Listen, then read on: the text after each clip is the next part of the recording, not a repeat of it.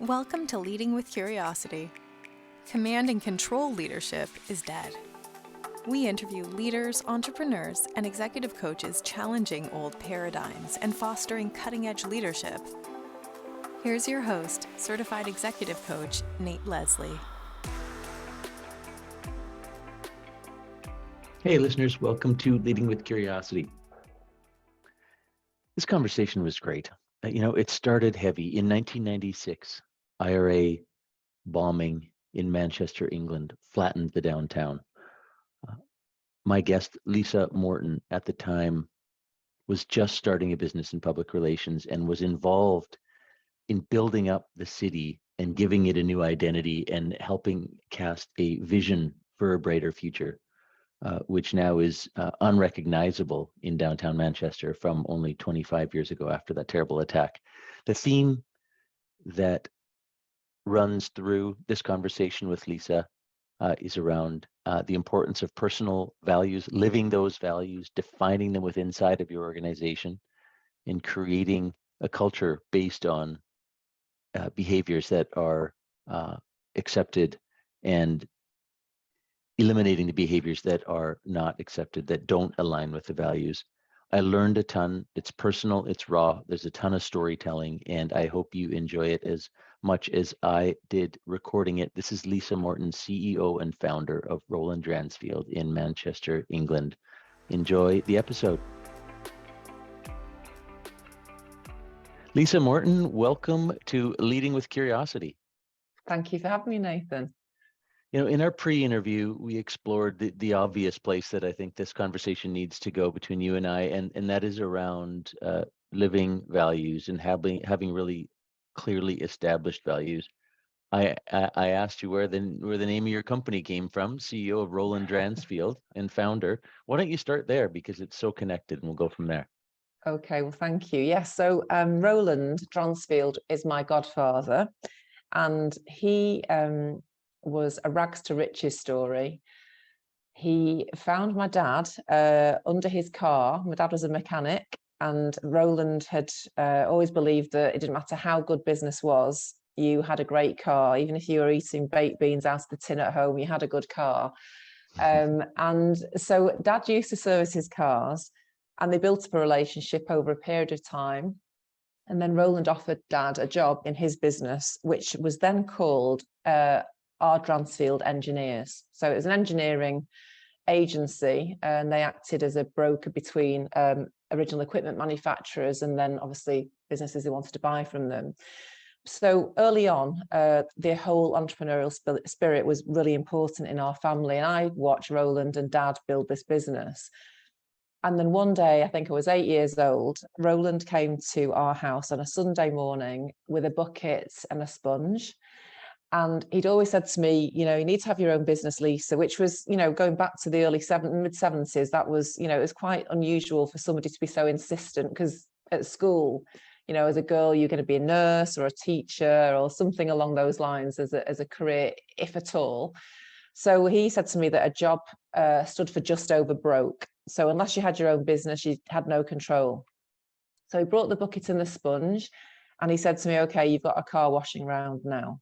So you go out around the neighbourhood and you wash people's cars. And if you can afford to pay me back at the end of today for the bucket and the sponge, that's called profit. Wow. And if you can't, or you told me about break even, then you're gonna have to wash some more and then pay me back.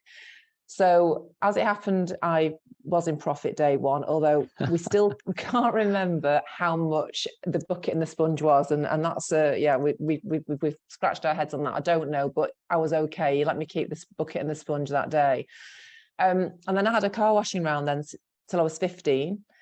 Then I fell in love with shoes and I went to work in a shoe shop on a Saturday. But from that early age, he, knowingly, in actual fact, me, unknowingly, was teaching me about entrepreneurship and creating relationships and, having to go through the no's to get to the yes, and about service and quality control and tenacity, really.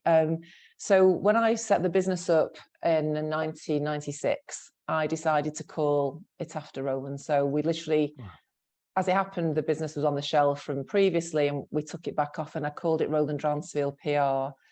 And we still get messages now. I mean, he'd actually passed by then, but his wife was alive, and she was really touched, actually, that Roland was living on in a different capacity. So for me, really, I always tried to dig into the values that he taught me at an early age. And I think even though they weren't stated in the business, that's how I wanted to show up in life and encourage the people, you know, in our team around us to do the same. What a great story. I mean, this is Manchester, in a Manchester that is different than the Manchester you're living in today. And a young girl. I have 7 and 9-year-old kids, so the fact that you were 8 and there is someone Yeah. having an influence on you from an early age, and that was outside of the social norms at the time. What a fortunate and new and adventurous place to start this journey from at a very young age. Wow. And you mentioned a number of years later. Well, let's just pause for a second here, and why don't you describe what it is that you do now, because these things are so related with your company, with your clients, around values and purpose. Very much so. I mean, from the outset, and my kids can't believe I started a business without the internet. And I tell them a story of me having, before I started this company, working for somebody else, and I had to find a pink stuffed flamingo for some photo shoot, and that was without the internet, and they can't figure out that I couldn't just put that in Google. So when and that was a life lesson, trying to find that flamingo. When I started, it was a very traditional PR company, so we were dealing directly with the media. We were dealing with stakeholders, but your platforms to communicate were very much more limited than they are currently. So it was media. It was sending a press release in an envelope or on a fax machine, and it was direct, and it was event management, that kind of thing. Whereas now, obviously, you know, the whole point of communications is about finding the people you need to communicate with, and figuring out what platforms they will consume those messages and how you engage. So we've got loads more tools now to do that well. So over the years, you know, the business has changed because we've had to keep, you know, we've just had our 26th anniversary, so we've had to keep relevant in that time. But it's all about relationships. And in actual fact, around about 5 years ago, we changed PR from public relations to purposeful relationships. Because for me, that's what we're doing. Any organization is looking to build long-lasting and effective and deep meaning relationships with all the people and all the organizations it has an impact on, or has you know, has a contract with. So you know, you can choose those different platforms. I remember at the end of the last recession, we had the banking crisis. We were doing a lot of work in professional services and real estate. And I realized at that point that if we didn't become a digital agency in that period of time, that we'd just get left behind. So we were struggling financially, and we spent our last dollar on flights to Boston, actually, to go to a HubSpot convention to learn about content marketing, inbound marketing. It's always been important to us to keep ahead of the curve in terms of sophisticated relationship building. And, you know, from the last few years, you know, audio strategy is really important. So we launched a podcast business, which is helping businesses and brands create communities with podcasting. So again, you know, making sure we always kind of keep in touch with what's relevant, and making sure you're getting into the right ears at all times.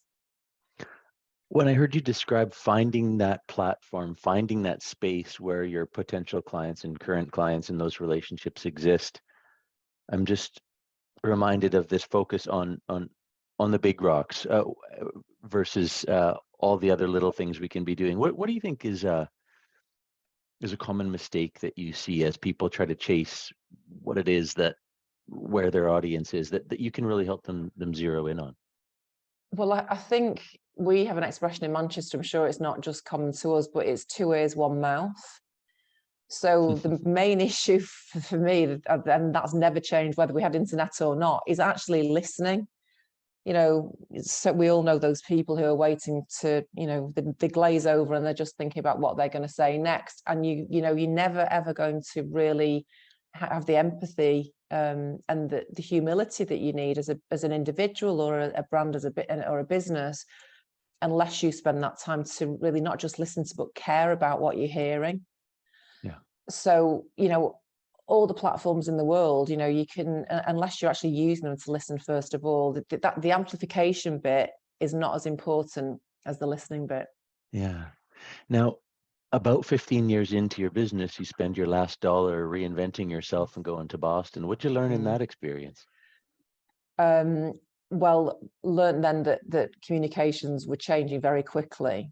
We're in the depths of a recession, which was, worldwide. And at that point, what was really clear is in that new iteration of communication, where people, were looking at every single penny they were spending, they were looking that everything had to count. So they had to prove what the return on the investment was going to be in terms of the spend, or they had to prove that whatever tools were being put in place, whatever campaign was being rolled out, they could measure the effectiveness of that and have the listening tools to be able to change and tweak those things. So it became really important that there was a 360 communication there. So it wasn't just about putting those messages out there and deciding how an organization wanted to be seen. The most important bit was how were they actually being seen. So that piece counted. And obviously, you can monitor, you can track all of that now with digital marketing, and use that data and that evidence to improve and always be seeking to find out, a better route. Or to me, it's about reading the room, and those tools help us to read the room much, much better than we did before without that sophisticated analysis. The word purpose has come up a lot already in our conversation, in our pre-interview, and now. I love that. I don't know if the listeners caught it. Public relations, PR, you've redefined as purposeful relationships. We explored in our pre-interview that I've visited your fine city many times, many years ago, and you've described that Manchester looks a little different now, and that's been a focus on your purpose-driven work.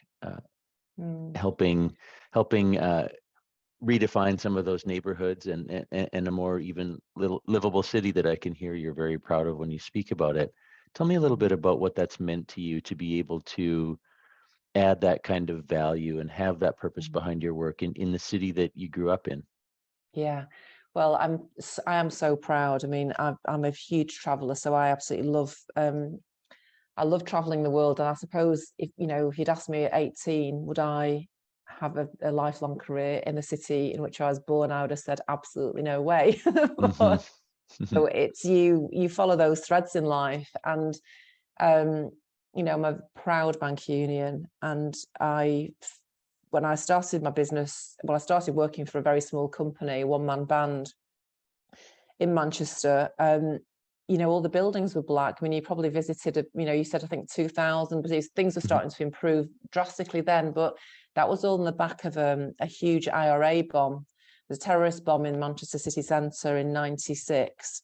And that was I set the business up 1 month after that bomb. And thank goodness nobody was injured, because there was a significant enough warning for police to be able to clear the city centre. But it did absolutely annihilate the core of the city. Wow. Which we were then immediately involved in that whole task force, which was at national government level, and obviously local government level and private sector, to really dig into what we needed to improve that city in terms of how it looked, how we could make it more investable, how we could change what was a very still industrial city with very few opportunities, it felt, at that time. We built on industry, on manufacturing, and those, certainly not built on intellectual property or technology in any way. So, first of all, it was about bricks and mortar. Our podcast for our company is called We Built This City. And I'm definitely not saying that Roland Dransfield has done that. That means that collectively as a city, we've built it, and we've built it lots of times. We built it after the war here, which the city of Manchester was heavily bombed in the war. We had the IRA bomb. And when you visited Manchester, that would be around about the time of the Commonwealth Games. So, on the back of rebuilding the core of the city, I think national government, also Westminster, looked at Manchester as the fact that it was a burgeoning city. And if you now look kind of 25, 26 years down the line, we say we're the first city, we say London the second, but, we've been voted third best livable city. We have a huge amount of inward investment. We have a massive international student population. We used to have what we call the brain drain to London, whereas now people choose to stay here after they've done the studies here. And we talk about people being drawn here or born here. And we have a lot of people who are drawn here because Manchester is such an exciting city. And as a company, as a business, yes, Roland Dransfield has been involved in so much of that regeneration, physically, in terms of pretty much every new area and neighbourhood in the city that's been built. We have been involved in creating the sense of place in those new areas. But we also work with charitable organisations and businesses who come to the city, who want to be engaged with, the whole landscape. And I think, our tentacles in 26 years reach across private, public sector, politics, charity, sports, the arts and culture, technology now. So, for definite, if we ever hang our boots up, and hopefully we won't, because I want to pass it down to people who are in our team ultimately, we will, I know we've got a palpable imprint on this city. Yeah. Wow. What an amazing story. When our values are clear, then we can have a vision of where we want to head. And vision is often great in metaphor or story. We've managed to use story throughout this entire conversation so far. Your stories of your past that have brought you to the present are really resonating with me. And you're literally building a downtown from after a bomb. I imagine a vision for what it could be that was even better than the past was a compelling piece of that, in particular when you're in the business of telling a story. What can any listener right now, whether they're a leader in an organization or they're a business owner or they want to be able to tell a better story, what can you take from that rebuilding of Manchester downtown, that and the use of casting that vision to help people see what's possible? What do you want to share about that with our listeners? Yeah, well, I felt that we have been on a journey, and this city region has been on a journey, and most businesses or brands or organizations are on a journey. And I think it's about helping to bring whoever is with you, or whoever you need to help you achieve those goals, bring them on that journey with you. And that's how I feel that, for example, in this particular example, the leaders in the city at that time, and I could say the same, we've just come through the pandemic and we've had to rebuild the city, and indeed lots of people had to rebuild their brands or businesses in a different way, not with bricks and mortar, but in a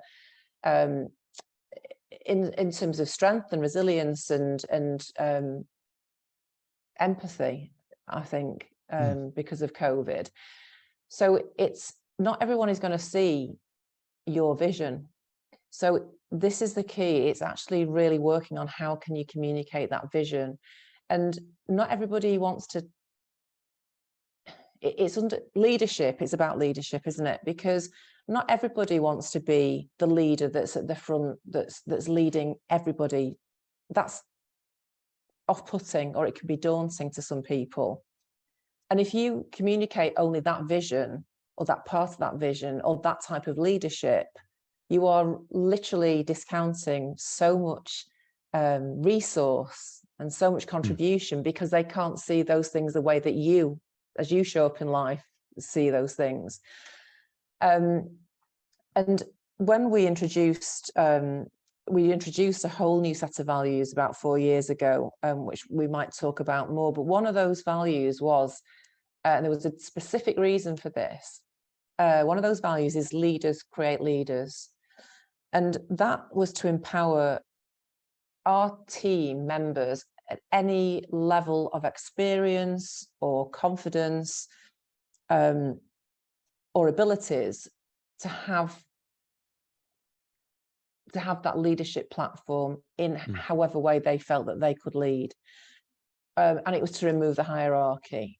And what we realized is, and interestingly, when we had to go and work at home remotely, when you remove that whole structure, that construct of an office environment where the senior people might sit in one area and you know the admin person might sit in another, when you took that away, with that value that was really rich to our organization at the time, it was incredible to watch. Wow.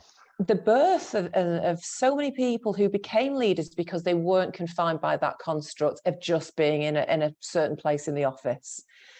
And so for me, and again, maybe I can talk about that vision with our team in COVID. You know, nobody had a toolkit for that. No, some businesses flourished, but there was no toolkit really to deal with that. So the leadership piece there was saying to the team every day, look, you know, as I suppose the leaders of Manchester did when the bomb went off, we haven't got all the answers. We haven't got the answers today. We don't know what we're going to achieve, but if we come together and we collectively allow ourselves to flourish in terms of what we can contribute in a small way, in a big way, that's okay. We'll get there. And the vision might change as we go. So I know there's an expression, if you begin with the end in mind, you don't always know what the end's going to be. So the journey is as important. So I would say leaning into those values of inclusivity and empathy, and another one of ours is walk a mile in another's shoes. You can bring out the best in people without them feeling that they've got to have all the answers and without them feeling that they've got to share the exact vision that you have. It's okay. You'll get there. I love it. And let's go to this new set of values and what brought you to that. I just had a vision though myself, if metaphor is useful, you describing this new era in COVID. I pictured a Zoom screen with all of your team on it. If you took a picture of that and sent it to me, I wouldn't know who the leaders are, right? Everyone's in it together. Exactly. Versus the traditional boardroom, you're pretty sure who the leader is because they, for some reason, sit at the end of the table and stand up a lot.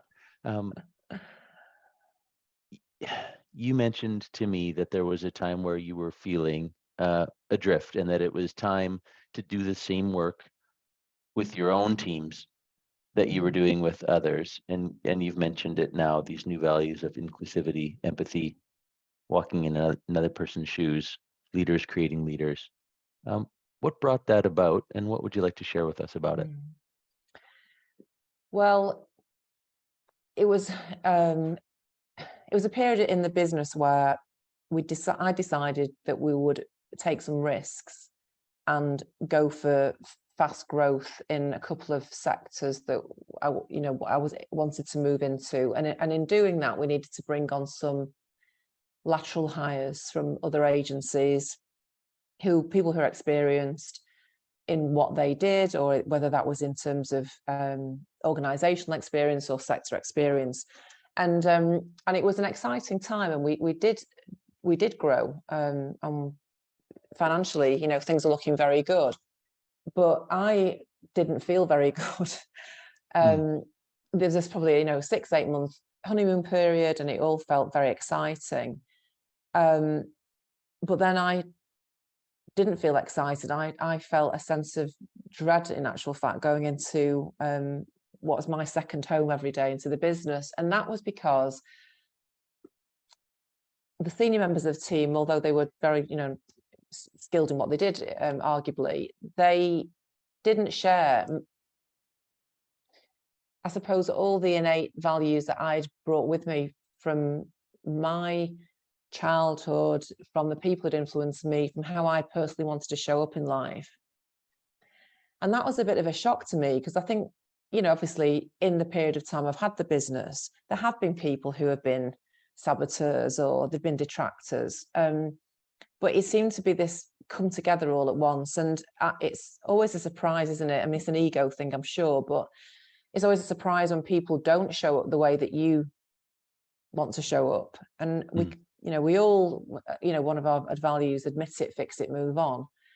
We don't always show up in the way that we'd like to. So, so I think it's important to have that to come back to say, okay, we've not got this quite right. Therefore, what do we need to look at? What do we need to learn? And how do we make that better? But at this time, I was feeling quite sick in my stomach every day coming to the office. And I realized that this was because the business was not being held together along the values that are important to me. And it happened, I went on holiday for a week. I landed, and when I turned my phone on, we'd moved offices. The date of our office move had changed, and it was beyond our control. So we'd moved while I was away. And it's hilarious to look back on now, but the squabbles and the fallouts of who'd carried what, who'd worked hard enough, it was absolutely awful. So I went into the office the next day, and what would have been really champagne for the new office and the great new kind of state of the nation talk about how brilliant the team was, it was a really hard conversation in which I said, there's a line going to be drawn. This is not okay. I said that if anybody wanted to resign that week, they could, and that's fine. But if they didn't, they had to agree to come on the journey that we were going to go on, which was around digging into what was important to me personally as a business, because my name's over the door, Roland Dransfield's name over the door, but helping us to put into a future-proofed culture and set of values that would empower and give security to every member of the team. And I'd met an amazing guy through Manchester United. Actually, he was a consultant, and he helped me to do this. And he said to me, "You lose half your team." He said, "But it'd be the right half," which is quite daunting to think you're going to lose half your team. But we did, and they were mainly the senior people who had joined the organisation with their own set of behaviours that didn't suit us. And when it was really clear, when the values that we'd worked on as a team, were in a foot high lettering on the wall, and that they were in the narrative we spoke about every day, it's very difficult to show up and walk past values that you're not living by every day. So it changed the business. The business has never gone back to those behaviours, because now it's called the Roland Dransfield way. We've got 15 values. They're all inclusive. We can onboard new people by our values, and we can offboard people, because we don't just measure our team now on their abilities. We measure them on their behaviours and how they show up against the values. And the same with clients. Not long ago, we offboarded a huge new client that we'd worked very hard we'd worked very, very hard to get this client, in actual fact, throughout the whole COVID period, under very challenging circumstances. It's a 4-stage pitch. We wanted it very badly. And, unfortunately, 3 months into the relationship, it was very clear that their behaviour towards the team was not okay, didn't fit with our values. And I as one of the leaders in this team, can't then ask my team to go and have these values compromised when this is what we stand by. So we explained that to the client, and they know what our values were, and I didn't have to point out which ones of those values they were not showing up around, and we resigned the account. And financially, that was a big hit. Wow. But we have no option. That's where we are. That's who we are now. Yeah. I would love to see over the next number of years the ROI. We talked at the start of the conversation about measuring the ROI of the impact of our decisions, the ROI on keeping the great people because you did the hard thing in firing a client. That's commendable. I'm reminded of the saying that our culture is defined by the worst behaviors that the leadership tolerates. And I heard you coming off of holiday and seeing behaviors that just couldn't be tolerated. And again, a huge risk as big as letting go a new major client is losing half your team, but coming back to what's truly important and then building back out. I sense hearing you describe it, and we really appreciate, on behalf of anyone listening, your honesty in sharing that story. But two great examples of what it takes to sit in that seat and have hard conversations that in the end are absolutely worth it. I sense that a final thought from you on that, and then saying goodbye might be a great way to wrap up our very meaningful conversation. Lisa, what else would you like to share? I think you mentioned before about it's that interplay, isn't it, between your own values as a leader and your organization's values. And you mentioned before, people will leave an organization if they don't feel that the values of the leaders, in terms of the hierarchical leaders, I suppose, fits with them. And I don't know, there's an expression that's doing the rounds at the moment. It's called quiet quitting, where people are just not actually leaving, but they're just kind of, well, I'm zoning out. There's less, there's different working practices now, more hybrid working, and they can kind of leave without leaving. And that's an insidious issue. And for me now, this is what we saw in COVID, in the pandemic, that the values piece is more important than ever, because people do feel that they want that sense of purpose. It's not just about, the piece of work that you and your team have on your desk, which is what you describe on your website that you deliver. It's the things that your platform as an organization can provide. So, in our responsibility as human beings and businesses, not just to use up all the resources around us, but use those resources that we have to create more. So for me, I think we have to look at our organizations and ourselves as not as radiating other things around us, that our teams and people that work with us can get something out of for their own meaning and their own purpose in life. And I think that's crucial in terms of how you set your values up as a business and as an individual. For me, when I look at our values, they all mean something to me. So every day I come to work, those values and the fact that we stand by them replenishes me as an individual. So I feel I can give more. And I've no struggle now in terms of, if there are behaviors that we don't like as a leader, it's difficult sometimes, because it's difficult to say, I don't like those behaviors. That's quite a confrontational thing to say. I don't like the way that you do this. Whereas once you establish those values, it's like we can say, anyone, if they just start this business and they've got 1 week's experience in a working environment, we have Sweep the Sheds. It's from the All Blacks. Once they've competed on the field, they come back in, they sort their shed out, they clean up, and that's their job. As important to do that job as it is to win the game. But somebody in our team can come in and say to somebody who's got 25 years experience, come on, sweep the shed, move your coffee cups, you can't. And so it's that empowerment and that safety in the team. And to me, I just know that we have a happy organization because people feel comfort and security in the fact that we will not move away from our values. So I would say to anybody listening, if you've not worked on your own values, and you've not worked on your business's values, do it without delay. And it doesn't matter how long you take to do it. It's the most important piece of work that you can do that will change your life, your personal life and your business life forever. Lisa Morton, thanks for your time. Thank you, Nathan. Thanks for listening to Leading with Curiosity. Please share, follow, and rate the show so that other leaders can make positive change in the world. Connect with Nate at nateleslie.ca. And remember, the brain behaves very differently when encouraged to think rather than told to listen.